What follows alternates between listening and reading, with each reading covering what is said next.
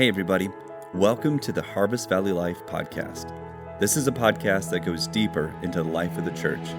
We explore relevant topics, discuss updates, and share real life stories to both encourage and inspire you in your faith. Let's dive right in and get started.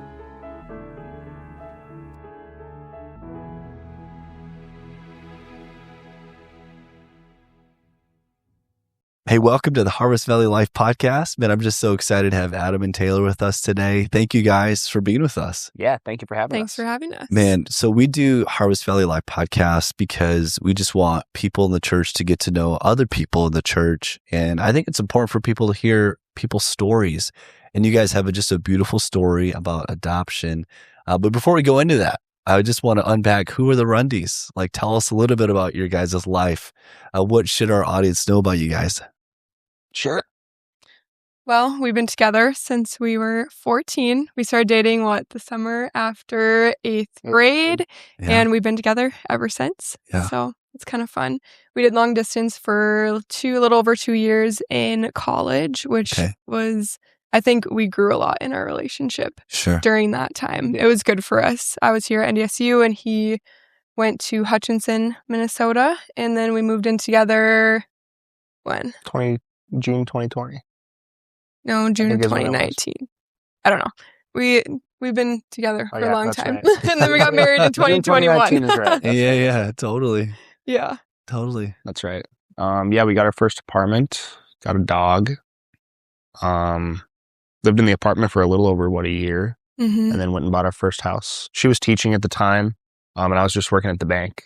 Yeah. At that time. So then, we went, and I think it was right after COVID was kind of ending that we went and got our first house. Yep. If I remember correctly. I think it was maybe late 2020 or early 2021 after all the craziness. Right before we got married. Yeah. Right. We bought a house. Yeah, right before that. Yeah, that's amazing. So you guys, how would your friends describe you guys? Oh, gosh. I think our friends are surprised with how comfortable we are together. Really? Yeah, because we joke a lot and we don't really we can't offend each other really. Oh, that's good. And our friends are like, "Oh, did you just say that?" Or just joking around because we've been together for so long. I just feel that we're just very comfortable together. We tell each other everything. It's awesome. And I think that's even one thing even our parents get a little surprised sometimes. With the way we lived with her mom for a little bit while we were in between selling our first house and buying our second one, and she liked the banter. We have good banter. Yeah, that's fun. Well, we always say, growing up together from when we were 14, we're just as much friends as we are, spouses. So I'd say that's probably what people would say. Man, that's so good. I think that's a whole other podcast too, but friendship within a marriage is so key. Yeah. You're not just married, but you're friends who enjoy each other, and you can get along that way. I love that. So we're here to talk about just your adoption story, and what a beautiful story. And for those who don't know the Rundes, you should get to know them. Just beautiful people, beautiful daughter, Noelle. She's so cute. She just brings a smile to my face every time I see her. But I want to just dive in a little bit and help just the people at Harvest Valley understand just the why. So if you guys are okay, we'll jump into that. So when did adoption first become something you guys seriously considered for your family? Sure. You'll probably have to help me with the timelines a little bit, but it was after we were married. I'd say probably about a year after we were married. Mm-hmm. We decided we wanted to grow our family right after we got married. Yeah. Yes. So we were trying to do that, and obviously nothing was really happening on that end. And I think this was right around the time we were selling our first house, and how did that end up going? We had lots of doctor's appointments. Yeah. To kind of figure out what was going on. Yeah.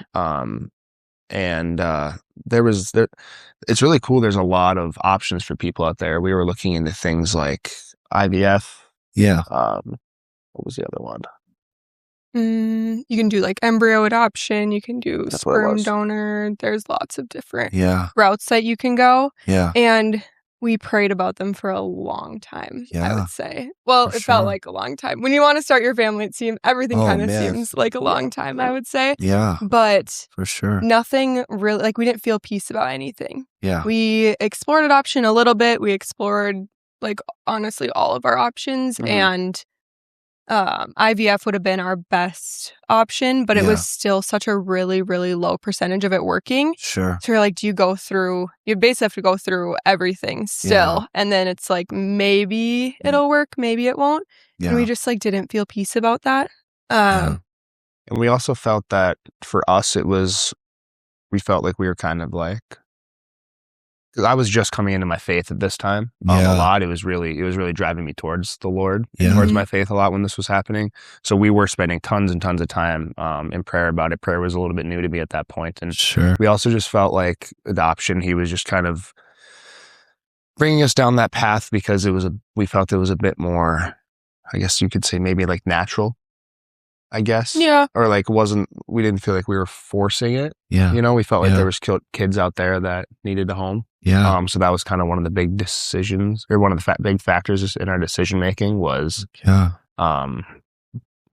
we felt like God was really just putting it on our heart to adopt. Yeah. We spent a lot of time thinking about it, though. I mean, it was several months, I'd say, before we really. And even when we started the adoption process, there was still some second guessing, obviously. Yeah. Absolutely. But ultimately, we just felt like God was putting it on our heart to go that route and go with the adoption. So for sure. Man, that's the journey within itself. You guys were talking about all the options, walking through that as a couple, processing that, praying through that. I mean, did you guys made it through, but like, did you guys have a good support system? What did that look like? Yeah, big time. Our family was super, super, super supportive. Yeah. Super supportive. Great. They're supportive and they really helped, I think, talk through like all of our options too. So it wasn't even just like us two talking about it. Man. We had our family too, which was really nice. So I feel like we didn't really tell anyone outside of our family at that point. But not that our family, our family was just really supportive during that, which was nice. Yeah. Oh, that's so good. So you guys landed with adoption. Were you both on board right away, or what did that look like for you guys? Just processing that of saying, okay, this is the direction we're going to go.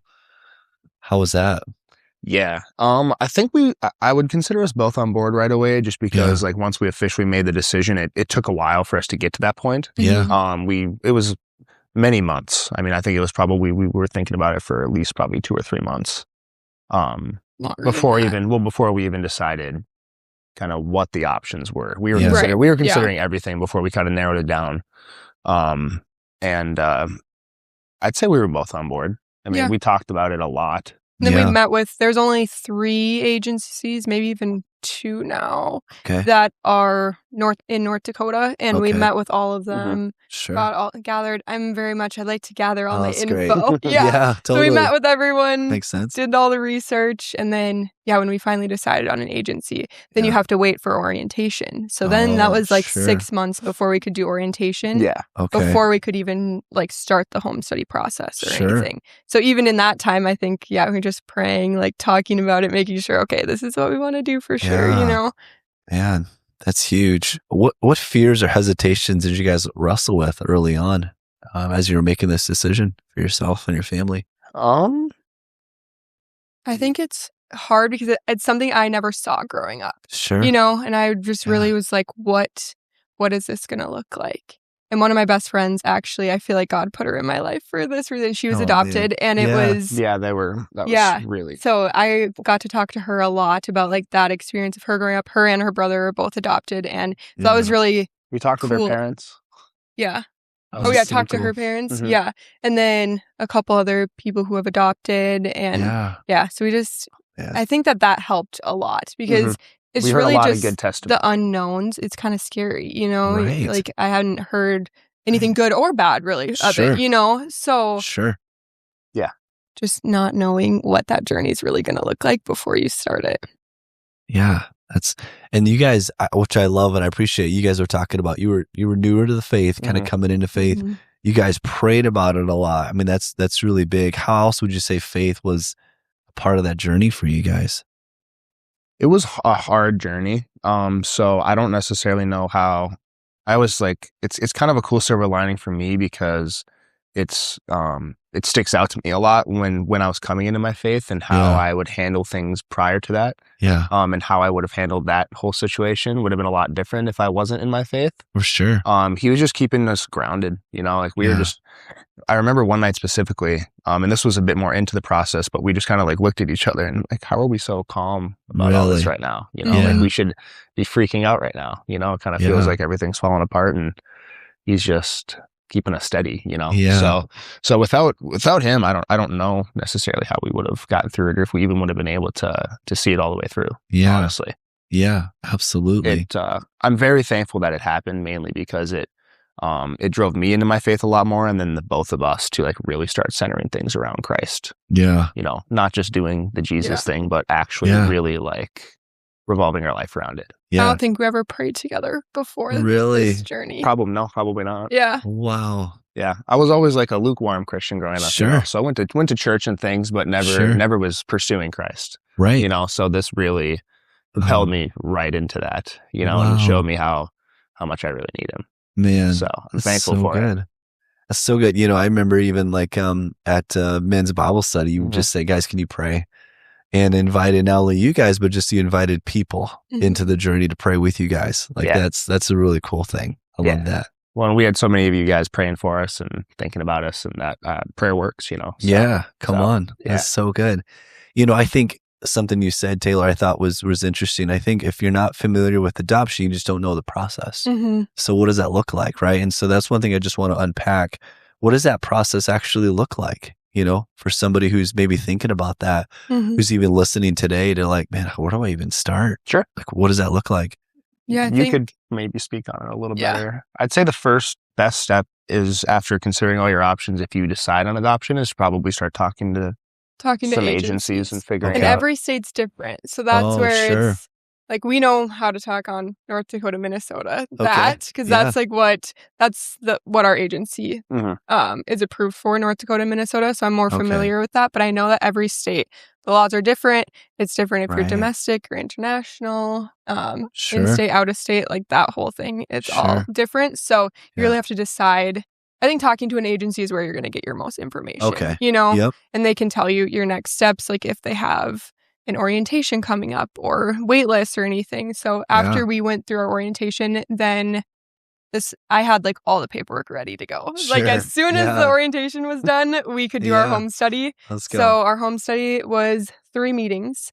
So the social worker came into our house. We did a meeting together, probably like 2-hour meeting, just interview questions. It's all like very like simple. It's not intimidating process, really. Like they just ask you questions about your life, make sure that you're ready to have a child in your home, I guess. Make sure that it's a safe place. So we did, an interview together, and then we each had a separate interview, like 2 hours each with a social worker. I think they probably just want to make sure everyone's separately on the same page as well. Makes sense. And then we did another, like the third day, it was her just like walking around our house, like making sure it was baby safe. Had a room and it was safe. And we went through Christian Adoption Services is who we ended up going through. Yeah. They're in Fargo and Bismarck. Yeah, they're great. Yeah. They made the process really. Yeah. They helped. They did a lot of hand holding. They were really helpful. Yeah. That's so good. They prayed with us. Oh, come on. Yeah, they're very Christian They were based. great. Lots of prayer. Yeah. Really good. It was good. Yeah. That's so good. It was a good process. I love that. In the journey, were there moments where you maybe felt discouraged or delayed, or even just like, I don't know, we should do this, or like you wanted to quit? Was there a moment like that, or you're just like, well, what was that for you guys? I'd say there was a pretty good amount of up and down, back and forth. Just dealing with the fact that we were struggling with infertility. Still hard to come to terms to. 100%.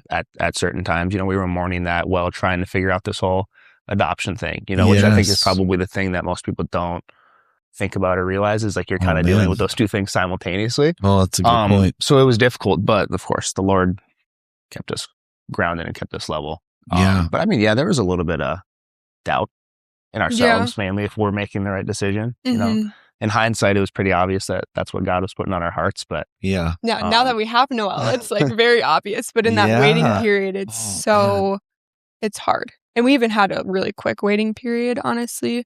We were home study approved in February, and Noelle was born in July, which is really quick. Yeah, that was quick. It was quicker than we would expect, for sure. Yeah, it was about 6 months, which they kind of said it usually takes on average around a year, just depending on the family. Okay. So it happened quickly. So. Yeah. Which was good. That helped, I think, in the doubting. If it would have been over a year or 2 years, you're probably like, oh. Right. Yeah. Like, when is this going to happen? Because it's just so out of your control, For sure. So out of your control. For sure. Which is hard for me. I like to have, my plan, Totally. Yep. That makes sense. Yeah. It's interesting you say that. Like, there's a season of mourning, but also a season of joy, and they can happen together. Which I think is what people need to hear sometimes. It's not like that one just you wrapped up that season of mourning. It was still happening, might even still be happening, but there's also a season of joy you're entering into. I like how you said that, like that can happen at the same time. Yeah. So you're moving forward in faith. Like, tell us the moment where, it finally became real. You're like, okay, like this is really happening. Like, tell us about that moment. It was probably when we got called to meet with the birth mom. That was really surreal, and it was really, really weird. Yeah. And then so you're like waiting for that moment. And then you see the caseworker's name come up on your phone. You're like, oh my goodness. Like, why is she calling? It's completely out of the blue. Totally. At least in our experience, it was totally out of the blue, Sure. They said expect one at any time, but this, the whole time we were kind of prepping for this will probably take around a year, and we're just in the middle of the summer right now. Like, it's probably not going to happen. And then they called, and I think that the meeting happened pretty quickly thereafter. It was supposed to happen 1 week, and then it got pushed. So then you're like, oh no, Sure. oh no, is this actually going to happen? Yeah, so then we did actually end up meeting her the next week. Was it a Thursday? And Noelle was born the next Wednesday. Wow. So we had 6 days of notice. Yeah. Wow. So wild. That is wild. So, and I suppose one thing we forgot to mention during the process is you'll have to start probably getting your house ready for stuff. Oh, yeah. Thankfully, we did that. And we were ready because we had about a week, We did that, but we did order a bassinet in the hospital. Oh, my goodness. Yeah. Good old Amazon Prime. Yes. Let's go. Yeah. So, man, so that was real, because the way that it works is the birth families have some criteria that they want their people to meet, and then they will go and look through your books and your story and stuff, and then choose if they want to meet you. So we knew she'd already given it some thought. It wasn't just at random or anything. Yeah. So we were a little nervous. We wanted her to like us, obviously. Yeah, meeting the birth mom. She is the sweetest. She's the sweetest person in the world. But we didn't know her. We didn't know anything before we met her, and we're like, well, I guess we'll just go in and talk to her. And like, what do you say? Yeah. That was intimidating for sure. I was so nervous. Yeah, I'm sure she felt the same. Yeah, we knew that afterwards. She was so nervous to meet us too, which understandably so. Yeah, but she was fantastic. Her cousin was there as well, so that was helpful. Oh, that's so good. It was nice. It was a really nice meeting. It was just really, it was nerve wracking, Yeah. And I don't get nervous for much, but for sure, I was pretty nervous. You were nervous. Yeah, I was pretty nervous there. Yeah. But it was great. And then, it was like 5 days later. Wow. Noelle was in the world. So, wow. Yeah. Beautiful. Yeah, we were there that morning. It was like 3, 4 a.m. and got the call. Well, she was supposed to be induced, actually. So we were going to be at the hospital all day was our expectation. Okay. We got a call at 1:30 in the morning. Oh, hey, my. Baby girl is born. What? You guys can come to the hospital whenever. So then we met her at like 4:30 in the morning after she was 3 hours old, which was really special. Yeah, it was. Yeah. Come on. Yeah. Yeah. It was awesome. That's beautiful. That's so beautiful. You guys were talking about nothing prepares you for this because you've never walked through it. But you said the moment you met just the birth mom, you're just like what a beautiful, sacred, just surreal moment. As you're like, okay, here we go. Like once you push that door open, it's like, this is it. Yeah. Like what a wild moment. Yeah. It was really special. That, so crazy. Yeah. And the caseworkers were with us the whole time. Oh man. And in the meeting as well. And they prayed over the meeting, and it was beautiful. It was awesome. Yeah, it was great. Really good. That is really, so really good. That's amazing. So how has adoption changed you individually and even as a couple? Like, how has it changed your life? I would say for me personally, kind of like she was talking about earlier, it really made me realize that we don't have control over the things that we think we do. Wow. That's one of the reasons that it pushed me towards my faith is I found it very humbling. Yeah. You know, you're kind of planning out your whole life and kids are part of the plan, and then it, you know, takes a left turn and you kind of realize like I'm really not in control of things. So it made me submit a lot more. It made me swallow my pride a bit and realize I'm maybe not as great as I think I am, and I'm not the one in control, and that really helped me submit to the Lord a lot in my walk. Wow. That was like a really defining moment in my faith for sure. Yeah. Wow. Thanks for sharing that, man. I would think I'm kind of the same. I'm type A, and like my control, you know, we've been together, like I said, since we were 14. Totally. I'm like, okay, yep, we're going to get married when we're 23. We'll have kids, you know, we'll have, you know, this timeline. And it's like, God's like, just kidding. That's not actually what the plan is. And just really leaning into his plan, his timing. I think it's taught me to have patience for sure.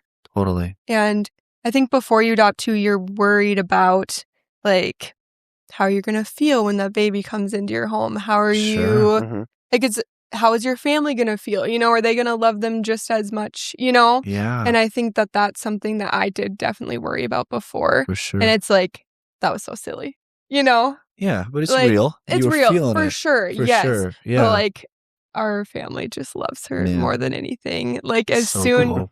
I mean, when they place her in your arms, you're kind of like, oh man, imposter syndrome a little bit. You're like, for sure. you know, it's like, oh, wait, I get to bring this baby home. Wow. You know, but we love her. Like the love just grows like so fast, and you get like attached so fast that it's like, obviously that's something that I hear a lot of adoptive moms, they talk about that, but it's something that like I wish I would have never even worried about, you know?